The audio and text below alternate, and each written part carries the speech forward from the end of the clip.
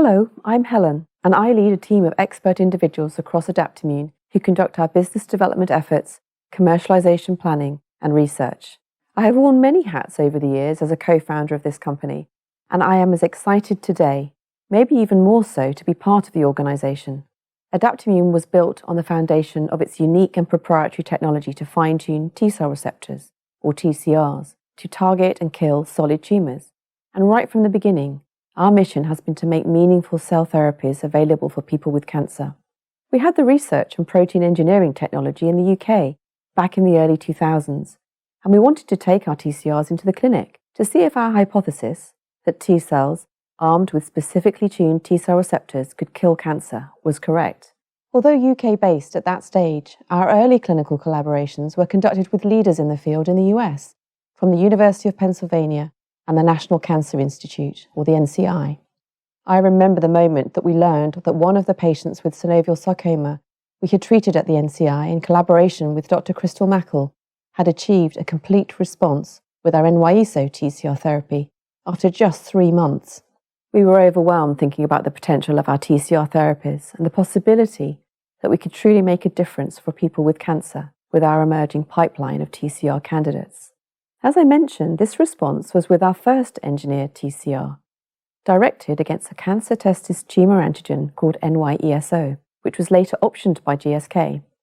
With these and other initial promising results, we set out to develop more therapies with an eye towards commercialization and established our initial US operations in Philadelphia. We leveraged our partnership with GSK and simultaneously raised significant capital, both privately in 2014 and then publicly in 2015, to start to build an organization with its own wholly owned assets in the clinic. We built our in-house cell manufacturing and vector manufacturing capabilities. We developed our employee base to include leaders in cell therapy with regulatory, clinical, and commercial expertise, and continued to expand our research efforts. I remember the theme at last year's ASCO meeting was caring for every patient, learning from every patient. And this really resonated with me. This is at the heart of all that we do at Adaptimmune. It is critical for us and for the people with cancer we are trying to help that we understand why our therapies work and why they don't. This informs our next steps. We have continually learned about critical parameters for safety and the properties of our cell therapies, and how these attributes correlate with efficacy. It was these types of learnings from our NY-ESO program, and then subsequently our MAGE-A4 targeted TCR, or ADP-A2M4, that informed our decision to take our first next-generation version of this TCR, or ADP-A2M4CD8, into the clinic in our SURPASS trial. We had observed anti-tumor activity with the first-gen product, but we wanted to improve potency. The early data for this are supportive, with the results we put out at ASCO this year, and we will continue to learn more from the SURPASS trial as it continues to recruit patients across multiple MAGE-A4 solid tumor types. But we're not just limiting ourselves to autologous TCR T-cells, however. We did take the view 4 years ago that off-the-shelf therapies would become important as a key driver for the long-term success of cell therapies in cancer, and at that time began a research effort focused on generating a sustainable source of T-cells from edited induced pluripotent stem cells, or iPSCs, differentiated into T-cells and designed to be invisible for host rejection. Today, this program has significantly advanced through complex biology to generate the first functional T-cells behaving as well as the autologous product in vitro.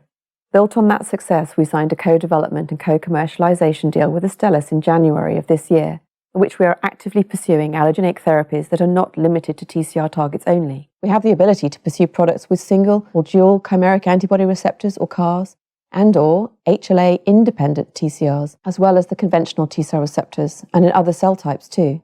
We have built a unique organization, exclusively focused on bringing best-in-class cell therapies forwards for people with cancer in the near term.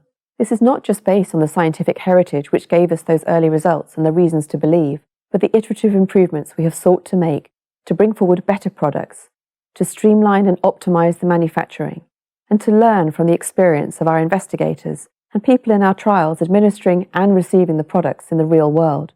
We've also leveraged critical pharmaceutical and smaller technology partnerships along the way, and will continue to do so where the rationale is strong. I remain as passionate about this company and its capabilities today as I did back in its foundation.